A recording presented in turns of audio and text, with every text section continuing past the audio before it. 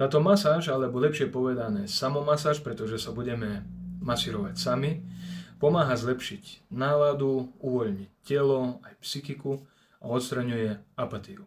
Rozohrieva tepny, žily, zlepšuje prietok krvi v tele a je taktiež efektívna v detoxe, v diete, v pôste. Tam nám pomáha sa očistiť nie iba na fyzickej, ale aj na energetickej rovine. Poďme na to. Začneme cvikom a dýchaním, pri ktorom energiu z nôh spustíme do centrálnej časti tela. Dvihneme nohy do vertikálnej polohy, môžeme si ich takto podržať, alebo sa môžeme chytiť za palce na nohách a hlboko dýchame cez nos. Ideálne je dĺžka výdychu dvakrát dlhšia ako dĺžka nádychu. Nádych a výdych je jeden kruh. Robíme 10 kruhov. Nohy si môžeme oprieť o stenu alebo o nejaký predmet, tak ako to teraz robím ja. A uvoľníme sa. Tu nie je dôležité mať rovné nohy, no dôležité je hlboko dýchať, hlboko bruchom, oči zavreté a sústredíme sa na dýchanie. Ďalej ideme na pravú nohu. Začíname z chodidla pravej nohy, tu je potrebné pomasírovať, takto povohýnať, postlačať chodidlo doprava, doľava, palce na nohách.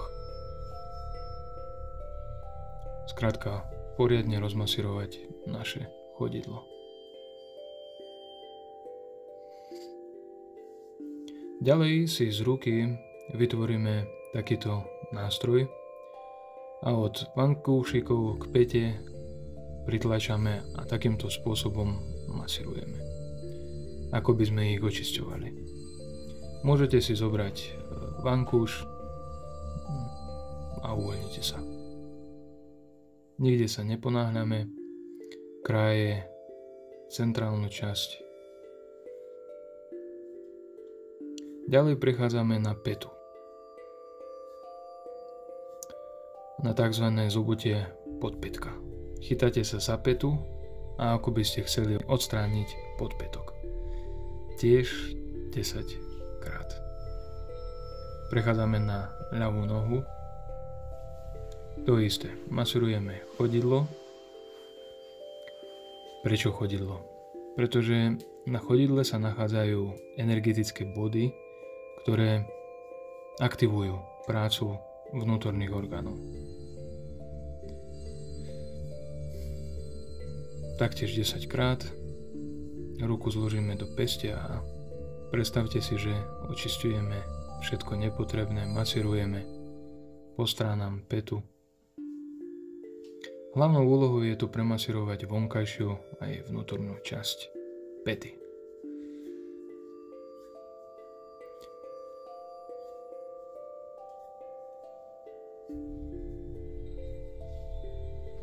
Ďalej sa dvíhame a začíname zhora masáž holennej kosti. A prechádzame na spodnú časť na lítko, pričom ho jemne podvihujeme. Prechádzame po strede spojenými prstami a takto ho masírujeme. Tiež 10 kôl, jedno kolo je vrch a spodok. Vrch, spodok je jedno kolo. Prechádzame na druhú nohu.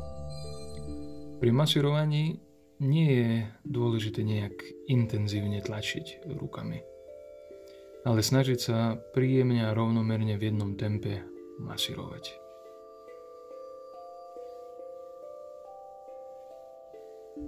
Vychádza to približne sekunda na jedno kolo. Prechádzame na stehno a rovnakým spôsobom najprv vrch a potom sa vraciame spodkom. No dôležité je rozmasírovať bedrovú oblasť, tam, kde sa nachádzajú veľké tepny. Pred chvíľou sme sa hlboko rozdýchali a teraz rozohrejeme tie tepny, cez ktoré preteká okysličená krv. To pozitívne ovplyvní krvný obeh a okyslenie krvi do tela. Po kvadricepse ideme smerom po kolene a naspäť sa vraciame spodkom. V oblasti bedrovej tepny svaly akoby nadvihujeme. Pokúšame sa stimulovať tepnu žily tiež 10 krát.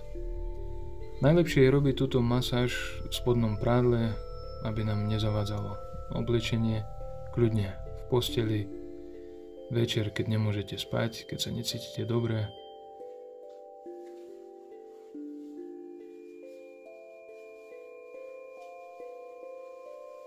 Druhá noha to isté. Snažíme sa, aby tu bol neustály a rovnomerný kontakt rúk s telom. Nikde sa neponáhľame. S láskou k svojmu telu myslíte na to, že budete ešte zdravší. Pre tých, ktorí pozerajú v programe Detox, vám chcem povedať, že pri tomto detoxe a pôste sa obnovuje až 30% buniek tela. Predstavte si, že za tých niekoľko dní budete o 30% omladení. To je niečo...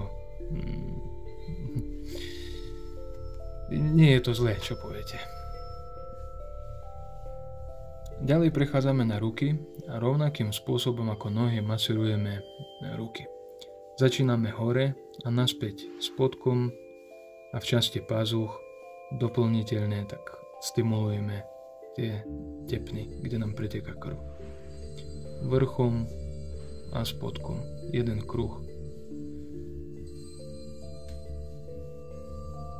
Tiež takých 10 kruhov.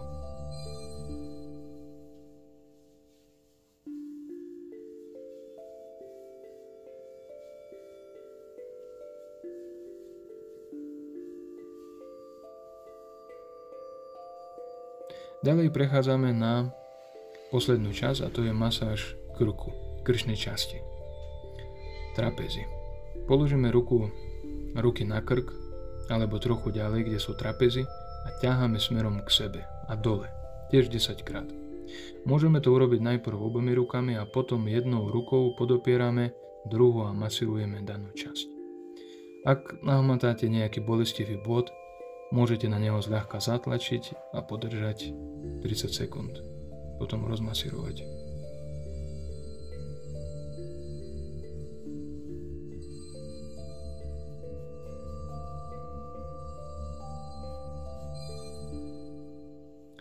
To je všetko. Daná masáž vám zaberie neviac ako 10 minút. Myslím si, že je jednoduché nájsť tých pár minút na zlepšenie nálady a posilnenie zdravia. Ak máte nejaké otázky, napíšte. Ďakujem vám a želám vám všetko dobré. Dovidenia.